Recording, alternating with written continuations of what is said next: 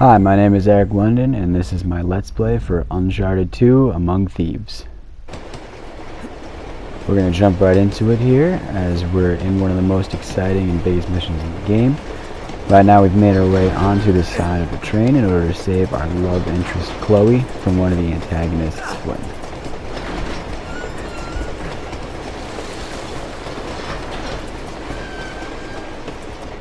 Let's have Chloe in the front car.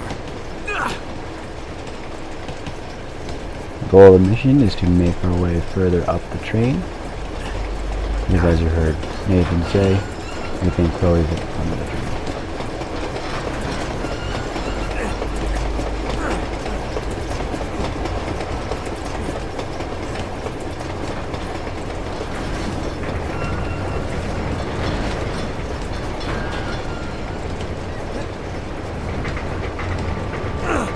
And here we pick up our weapons.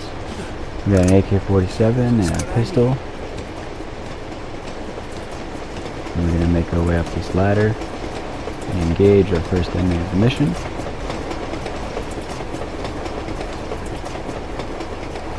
And we're going to take him down quietly.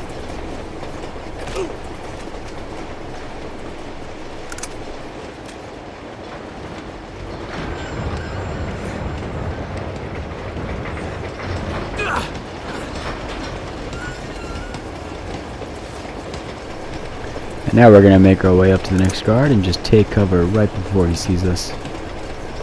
And as we try and take him out, he stops us, and we have to do some hand-to-hand combat to take him out. And he alerts his two friends in the car in front of him, and we take them out. Sorry, boys, just needed to punch your tickets. And there's the Nathan Drake wit that I just love so much, and it's what makes him one of my favorite video game characters ever to play as.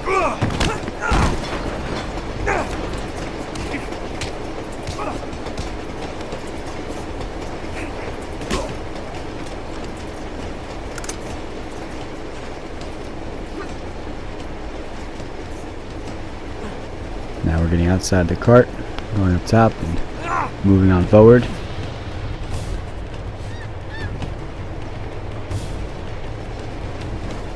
And we're going to quietly take out another guard.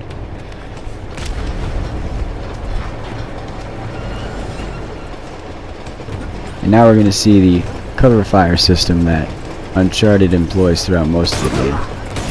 This is how we engage enemies for the most part throughout the story. We take out these three no problem. As we're moving forward, we get halted by a heavy machine gun. So we're going to take cover and wait for it to stop firing. And we need to move up while this machine gun isn't firing. Lob a grenade to take out some of these henchmen before going outside the car. Moving up to avoid the fire from the heavy machine gun.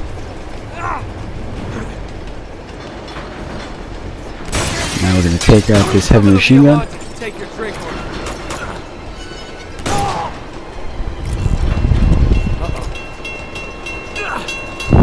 And that was a close call right there.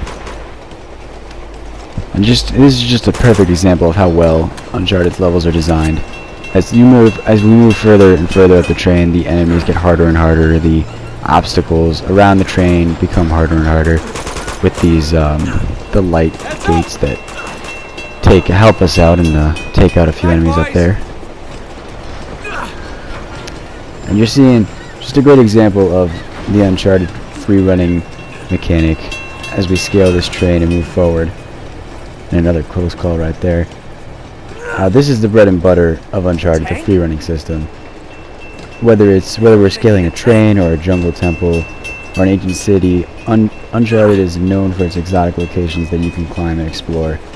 And it's just so much fun because you get to experience these places, even though most of us, even I know I definitely won't be able to travel to these places.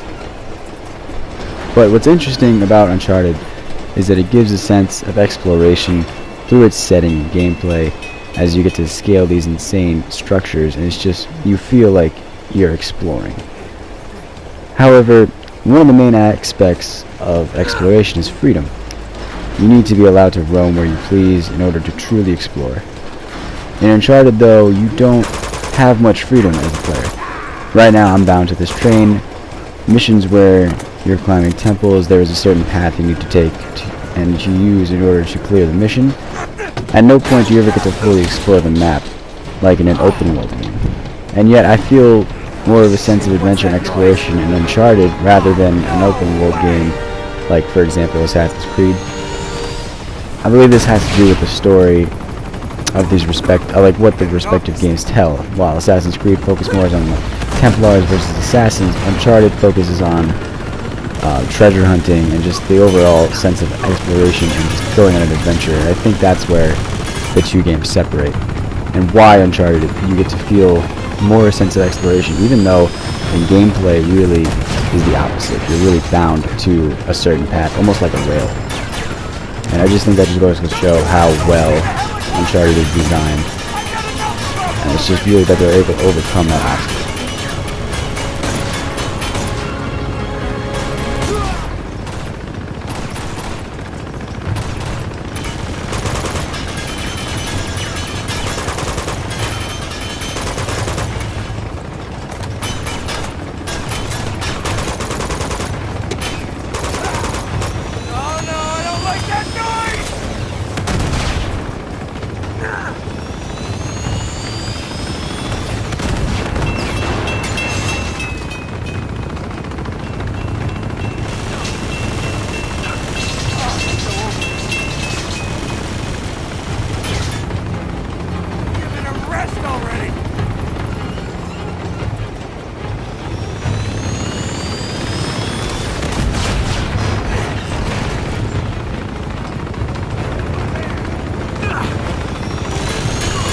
Okay, so here we're at a big moment in the mission right now. We're gonna have to take these guys out to get further up to the car and escape the helicopter. And what we're about to see is a big set piece for Uncharted. And Uncharted, I'm going to say that it's the best movie that they've ever played. And I thought that was really a great way to describe it, because it is such a cinematic game, and that's what I really love about it, being a movie buff. Just how these grand set pieces is something that you would see in a huge Hollywood blockbuster. And coming up, we're going to see one of the bigger set pieces from Uncharted. I gotta get out of here.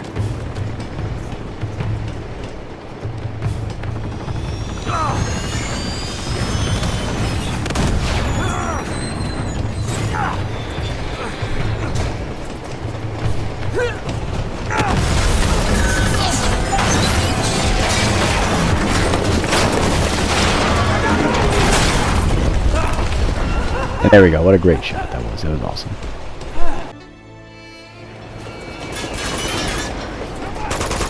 Fast forwarding now to later in the mission, we've made our way almost to the front of the train, and we're about to stay close. As soon as we punch our way through these bad guys, and eventually this level.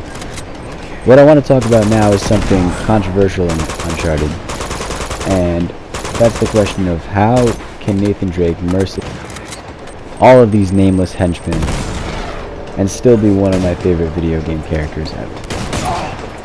I think that there's two main reasons for this. The first is his personality.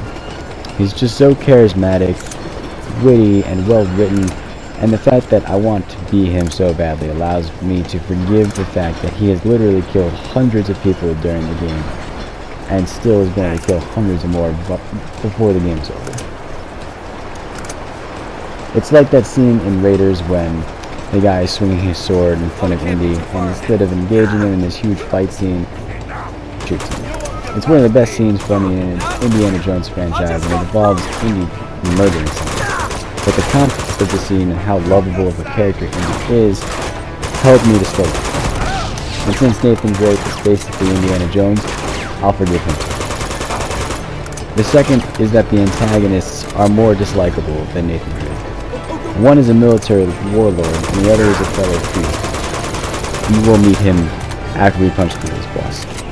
We learn that the warlord has been destroying towns looking for the Chintamani stone, and Flynn, the fellow thief, has double-crossed us earlier in the game.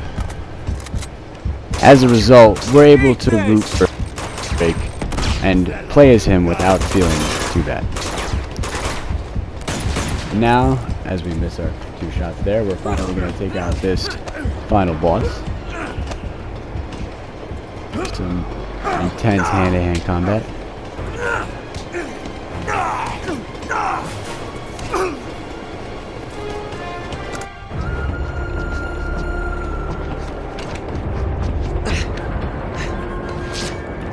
This is mine, jerkweed.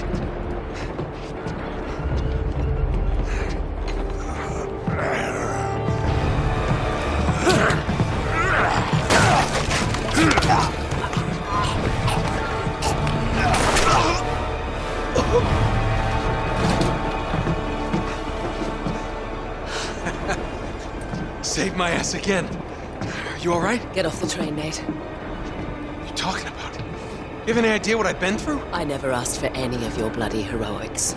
Chloe, come on, we don't have time for this. You're right. So get off the train while you still can. And leave you with them. You made your choice. What did you expect me to do? I expected you to have my I back. had your back! How could you possibly with the other 2 on yours? Good luck with Flynn. We deserve each other. You know, I can't believe... No.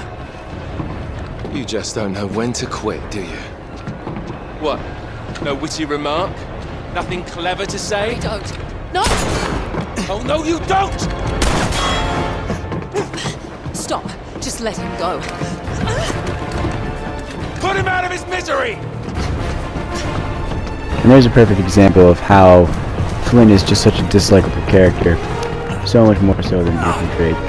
And Nathan Drake tries to play the hero, but gets shot in the gut as a result. And so we're able to empathize with him and root for him as we do.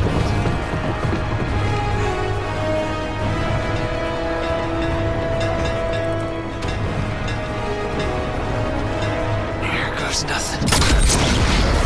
And here we can see another grand set piece that we love so much from Uncharted. We can inspect him. And it's just as big as the other ones. And with that, that is it for my Let's Play Uncharted 2 Among Thieves. Thanks for watching.